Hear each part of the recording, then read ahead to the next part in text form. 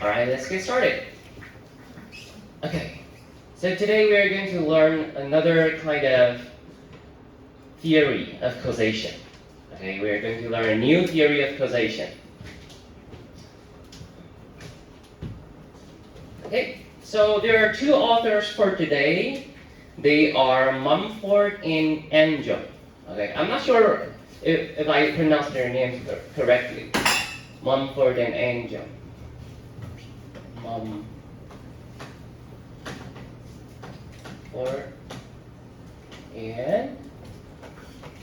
and okay.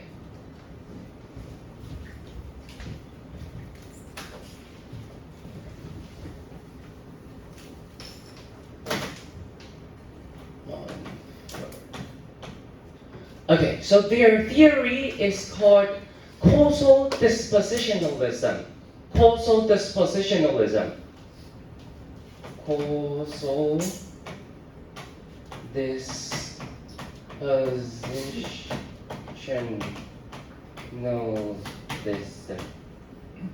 Okay, so causal dispositionalism is a theory that you will have to learn today. So let's begin with some technical terms. Okay, so there will be quite a few technical terms today, and you have to understand these technical terms in order to understand the theory. Okay, so let's begin with the technical terms. First term, disposition. Okay, disposition. It's a common word in English, right? But in philosophical context, the meaning of it's somehow different. Disposition, for most philosophers, they are properties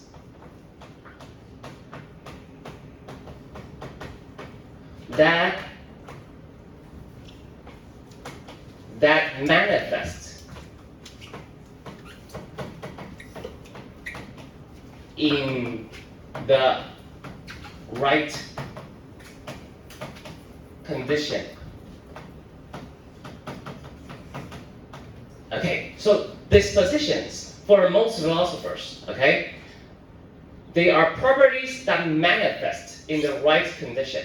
Properties are like the things that a thing can have, right? For example, I have the property of being a TA, okay? I have the property of being a TA. I have the property of being able to teach philosophy. Those are my properties, right?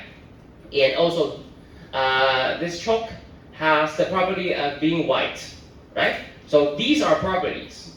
And in these properties, some of them only manifest themselves in the right condition. For example, the solubility of salt. Okay, so salt is soluble in water, right?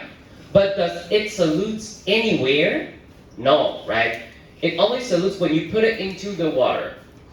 So it only manifests, show, okay? A fancy word for show, okay? It only shows its solubility when you put it in the water, when you put it in the right condition. So solubility is a very good example of disposition, okay? So there are kinds of properties that only show themselves when you put them in the right condition. For example, I have one disposition that is fluent in English, okay? That's one of my dispositions. But do I show this disposition always? No. I don't show it to anybody, right? When I'm speaking Chinese, I speak Chinese. I don't speak English. So I only speak English when I need to, when I'm teaching an English class. So I only manifest the property of being fluent in English in the English philosophical class. So I only show this property in the right condition. So these properties are called disposition. Okay, so let's begin with disposition. And the second word you need to learn today is called powers. Okay, for Mumford and Anjum, powers are dispositions. Okay, so these two terms are the same. So two names for one and the same thing. Disposition for them equals to power. Okay? So So you can call it disposition, and you can also call it power. So I have the power of being able to explain philosophical theories. Okay, I have this kind of power, and I only show this power when I need to. Okay, I don't show it every day. I only show this kind of power when I need to. So power and disposition, they are the same thing for these two authors. Okay, so only for these two authors. Okay, so power, disposition, the first two words. However, for these two authors, I just mentioned that for most philosophers, disposition is a kind of property, right? This means there are some other properties that are not dispositions.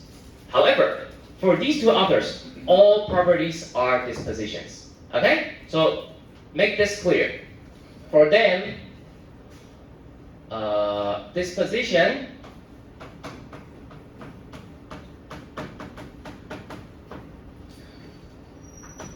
all properties. Okay?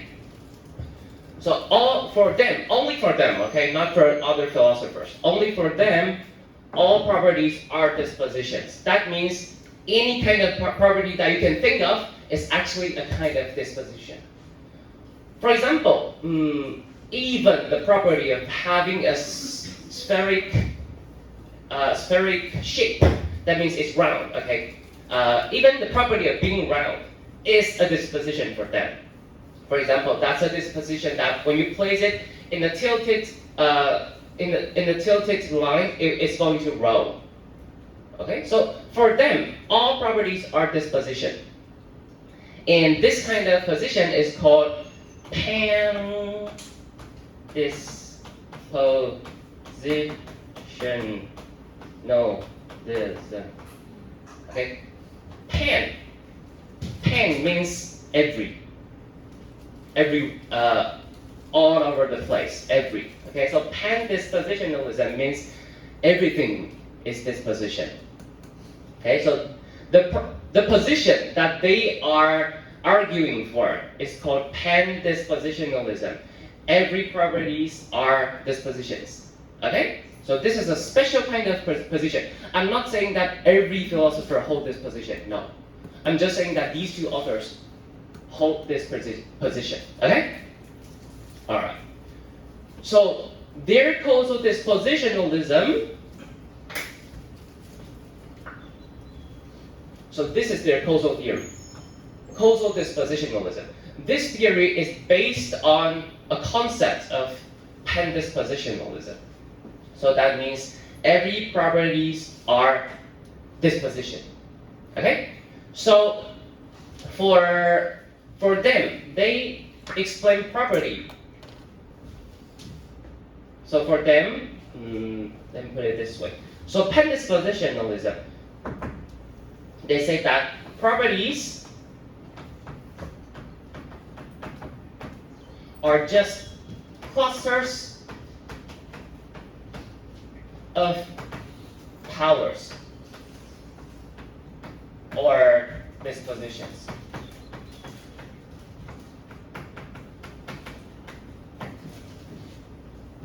So they understand properties like this.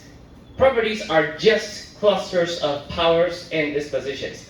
Nothing more. Okay, nothing over and above.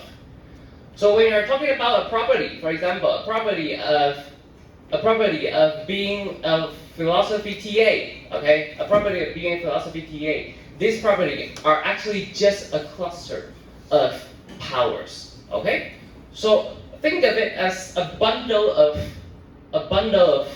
powers that can show itself when put in the right condition.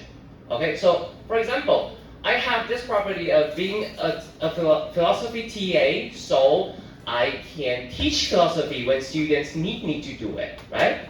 And also I can write, maybe I can grade papers when I need to do it, and I can report to I can report to my professor whether students are doing well or not when I need to, right? So there are many things that I can do when I'm needed to do. So there are many powers that I can show when I need to show. So these all of them constitute the property of being a philosophy TA. Okay? So this is how they understand the concept of property. Property is a cluster or a bundle of powers that can show themselves when they are needed to. Okay? Questions? For example, many of you share the property of being a college student. So the property of being a college student, that means you're empowered with many abilities, right? You're able to finish a term paper within 1 hour before deadline, okay, when you're needed to. So there are many powers that you can perform when you're needed to. So that those things defines you being a college student. Okay? So property are just clusters of powers and dispositions for them. Okay, so let's get back to causation. Then what is causation? Their theory is a kind of theory called anti-reductionism. Anti-reductionism. Okay, so what is a reductionism? A reductionism is a kind of theory that tries to explain something completely. That means to reduce it into another kind of thing. For example, scientists usually explain water by reducing it to H2O, right? So, an example of reductionism. Water is just H2O, right? So that means water is nothing over and above H2O. If you know everything about H2O, you will know everything about water. So that's this kind of theory is called reductionism. You try to explain something by reducing it into some simpler things. For example, you explain water by reducing it into simpler thing, H2O, okay? So the theories of causation that we have learned in this semester are mostly reductionism.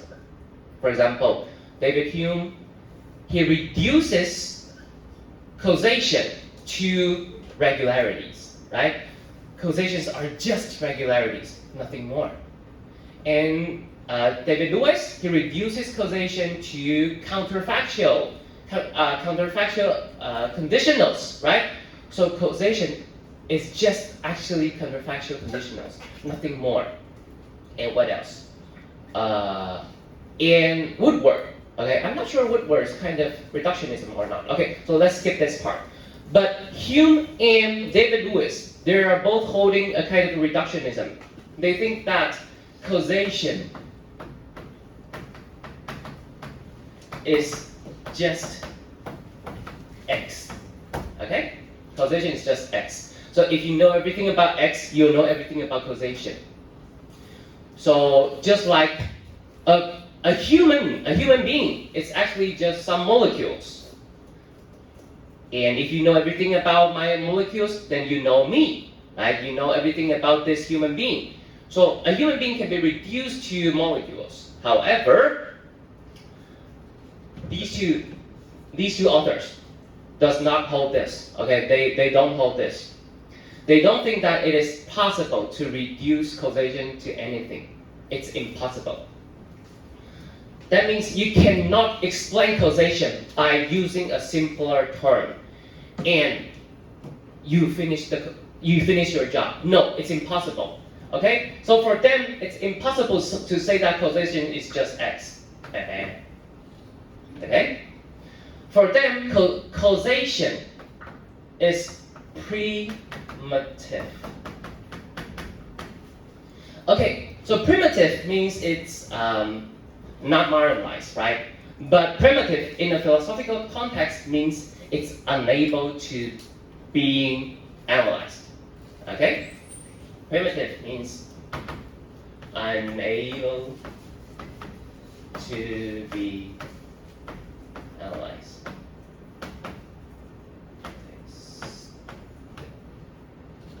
That means this concept is already on the bottom level. Okay, it's already fundamental. Don't try to analyze it by using other simpler terms. It's impossible. This is just causation. It's a primitive concept in our world. Don't try to reduce it into something simpler, just like you try to reduce water into H2O. This you can do, but this you cannot do.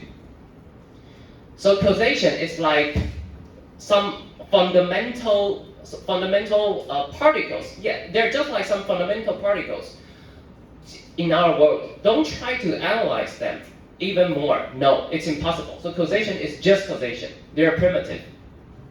It's impossible to analyze it by using simpler terms. Okay, so they are holding this. They are holding this anti-reductionism. Okay, so to repeat my point, if you hold an anti-reductionism when you are analyzing causation, then you're basically telling us that your job is impossible. Okay, you're basically telling us that don't try to analyze causation. It's primitive. It's already the fundamental. It's already at the fundamental level. Okay, so there's no way you can analyze it by using simpler terms. Okay, so they hold this kind of theory. Then what exactly is their theory? They are not trying to reduce causation. They're just trying to explain causation. Okay, to try to tell us how causation works. That's all. I'm not trying to tell you that what causation is. No, I cannot tell you something like this. Causation is just X. No. I'm not trying to tell you that causation is something. I'm just trying to tell you how causation works. That's all they're trying to do. Okay? So how causation works? They're done by properties. Okay? So for them, okay, so another term, causal relata. Okay? Relata is another word you need to learn today. Relata means things to be related. Okay? So when things are related to each other, these things are called relata. For example, I'm teaching you, right? So we have this relationship of a TA and students. So we are sharing, we are exhibiting this kind of relationship. So we are all the relata in this relationship. Okay? We are the things that are related in this kind of relationship. Okay? So relata, things to be related.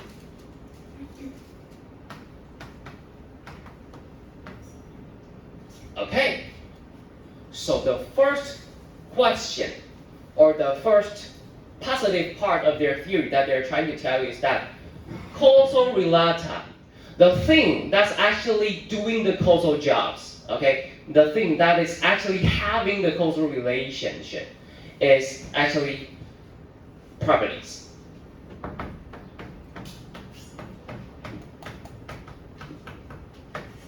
Okay, what does this mean? It means that what's having causal relationship are not actually objects and objects. For example, it is not actually me, this person, having a causal relation with you guys, people. No. Causal relationship don't hold between objects and objects. It holds between properties and properties. Okay? So, for example, we can have this kind of causal relationship of you hearing me teaching philosophy. It's actually due to my property of being able to teach philosophy and your ability of being able to understand philosophy. Right? So the causal relationship between us is actually between properties, not between objects. No. Okay? So this is the relationship between us. It's a relationship between my property and your property. My property of being able to teach and your property of being able to understand. So for them, causal relata are actually properties, okay, not objects. Okay? So for them, causation is a thing between properties and properties. Okay, so let's take another example. If I break this chalk, is going to be broken into halves. Okay? This is a kind of causal relation, right? I'm breaking this piece of chalk. Why is that? It's because I have this property of, I exert this property of some kind of force. Okay, I exert this kind of property to it. I'm able to, okay, let's put it this way. For them, properties are just clusters of powers, right? So in order to explain this kind of causal relationship, let's go back to powers. So I have a kind of power that is being able to exert force. Okay, this is a kind of power that I have. I have the power of being able to exert force. And I can exercise, I can manifest this power, right? Anytime I want to, like this. Okay, so I'm manifesting my power of being able to exert force. Okay? And when I manifest this kind of power, a causal relationship happens. Okay? So it turns from a complete piece of chalk into two halves. And this is because this piece of chalk also has a kind of power. That is being able to be broken, right? So it has the kind of power that is being able to be broken, and it manifests its power when I break it, right? It manifests its power when I break it. So see, causation is actually exchange between manifestations of powers, okay? So when I manifest my power of exerting force, it also manifests its power of being able to break, right? So when we both manifest our powers, causal relation obtains. Okay? So for them, this is how causal relation works. I manifest my power, it also manifests its power.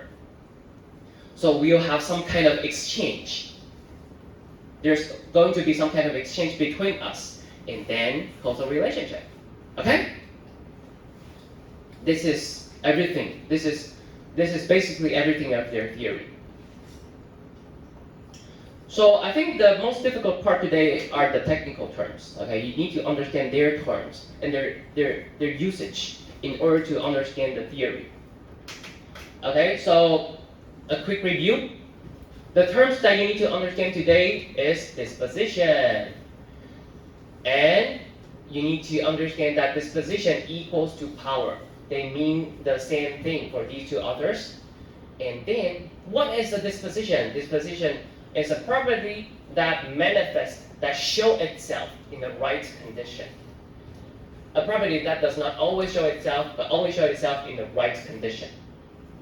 So, from this, you can, however, this is a kind of definition that is for most philosophers, okay?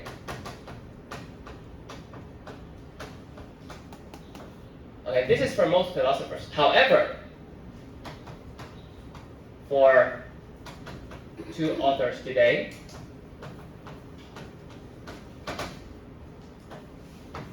disposition is actually all properties, okay? So they're holding a special kind of view called pan-dispositionalism, meaning that everything, every property are disposition. Okay? So from this, you can understand that properties are just clusters of powers. Properties are just clusters of dispositions.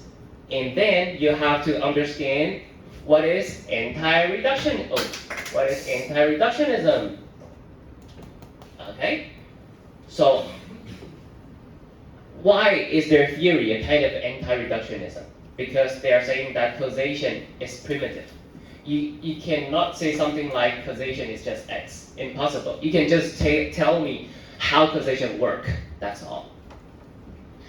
So, how causation work? They work between properties. Okay, so they work between properties. So for them, so let's get to the final part.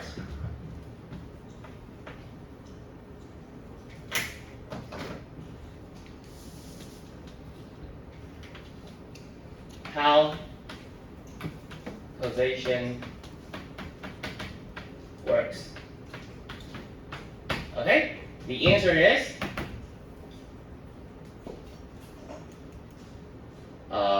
properties. You need to understand this final statement. Okay, this is the most important part today. Properties, and for them, actually, properties are actually clusters of powers. Properties, which is clusters of powers, manifest. Hold on. Properties of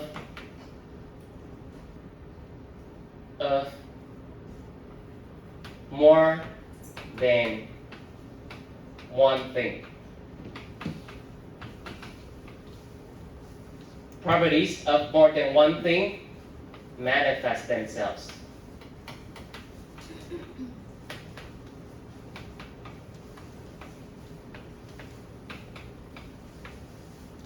Properties, which are clusters of powers of more than one thing, manifest themselves and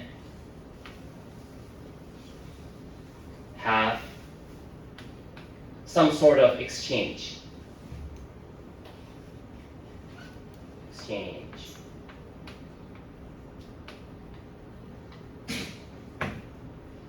Okay?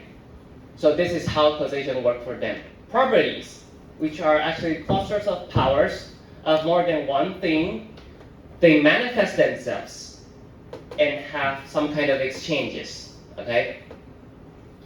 Okay, questions? Yes. How is that not reductionist?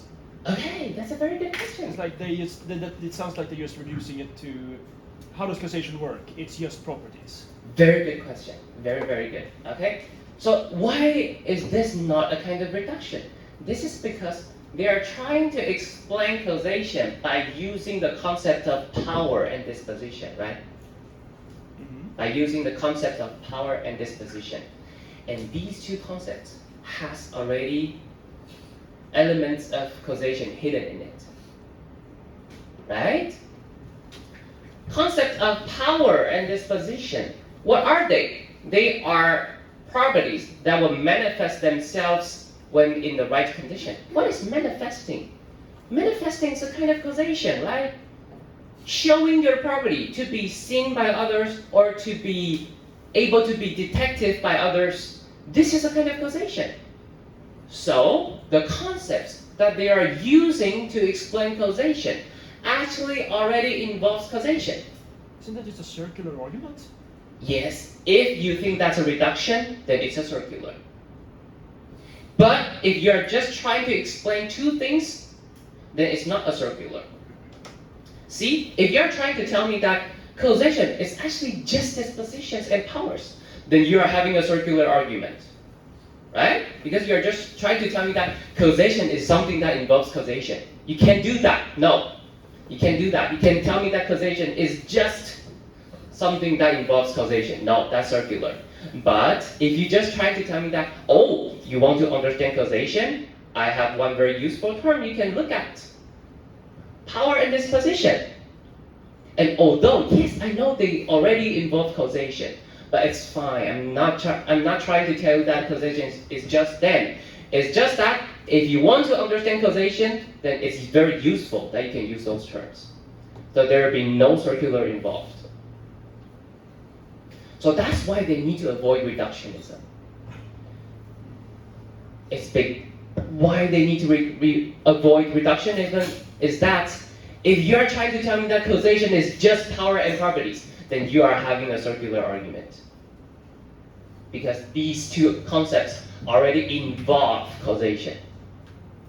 So you cannot do that. You can only say that, oh, I'm trying to use these two concepts to explain causation, to explain how it works. Just by, okay, take this. Just like I'm trying to explain how a lock works. by introducing keys, right? What are keys? Can you define a key without using a concept of a lock? No, it's impossible. So you cannot reduce a lock to something that's like being able to open by a key. No, you cannot do that, because when you are trying to define key, you need to say something like something that can open a lock. So you cannot reduce a lock to a key, but you can explain the function of a lock by introducing a key, right? So how does a lock work? Locks are just things that can usually close doors, but if you have keys, then you can open it. Okay, so this is how a lock works. Then how does keys work? Oh, keys! Keys are things that you can open locks with it. So I can explain these two things without having a circularity here, because I'm just trying to explain things to you. I'm not trying to reduce anything into anything else. Okay? Okay, so that's why it's a kind of anti-reductionism. All right, questions? Yes. Are they trying to, with causal disposition, with the definition of with their definition of disposition, are they trying to, like, properties that manifest in the right condition? Are they trying to? Is that just an? Are they trying to go away from, like, event tautology, or is that just like an event manifest in the right condition? Is that just an event? Your strength, your property of exerting strength, and the shock's vulnerability manifests themselves in the event that you break them. Is that just an event, or do they want to move away from event? Like, they want to move away from events. Okay, so for them, they insist that causation doesn't happen between events. Okay, so for them, causal relata are not events. Causation doesn't happen between me breaking the chalk and the chalk being broken. These two events, no. The causation happened between properties. And the reason for this is that, well, if you think deeper into me breaking the chalk and the chalk being broken, it's actually the case that they are manifesting their properties. They're actually manifesting their dispositions. So when you dive deeper into this phenomenon, you will see, oh, it's actually properties and properties having causal relationship with each other. But, like, manifest in the right condition. That still sounds like events. I think that can be a nice critique to their theory, but I think they'll probably say something like, well, yes, dispositions have to be embedded in an event, right? They admit that. Yes, because properties needs to be embedded in an event. But still, when you are trying to figure out the causal relationship, you need to look at the properties. The properties are the core. Okay? Yes, they need to be embedded in an event. That's true. But they are the core. They are the one that's doing the causal job. They are the one that is actually having the causal power, not the event. Okay? So it's a bit like core. They are the core of the event. It's disposition that is exercising the causal power. Okay? Good. All right. So the thing I want you to discuss today is this. Okay. So again, we are going to talk about directions. Okay, we are going to talk about directions for this whole semester. For them, there are a direction in causation, right? Property A. Not property, okay. Power, okay. Power A manifests itself. There's a kind of direction here. A power that things have manifest itself, and not this way. Right? Not this way. a power A manifests itself, but not this way. It manifests. So for them, this kind of direction is very important in their theory, right? They need a power to be able to manifest itself. So this kind of direction is very important in their theory. However, they also admit that in the basic physical level, there's no this kind of direction, because in the physical level,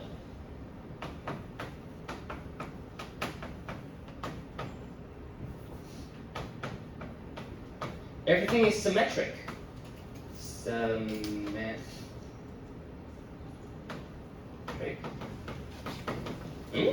No, symmetric. Yeah.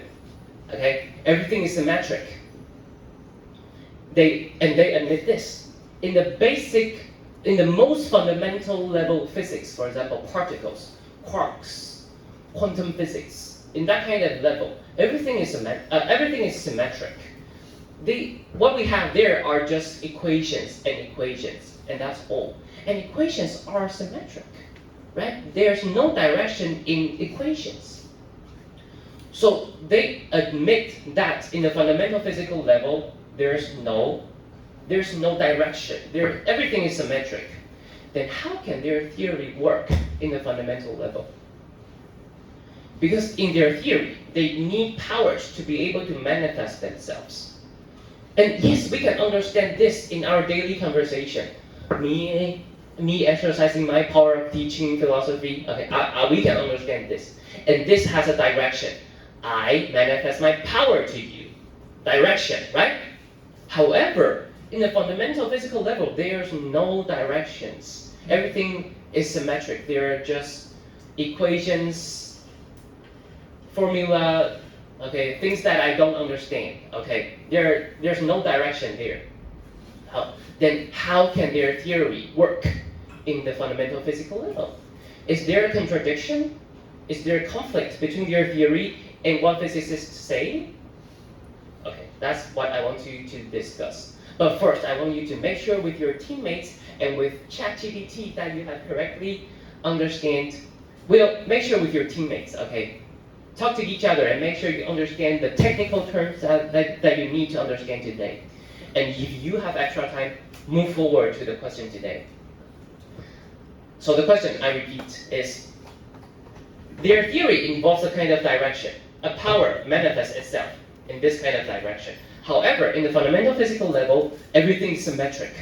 There's no direction over there. Then is there a contradiction between their theory and the physical level? Okay. Physical. Is this how to spell physical? Yes. Okay. Alright, so I'll leave the time to you. If you have any questions, just raise your hand.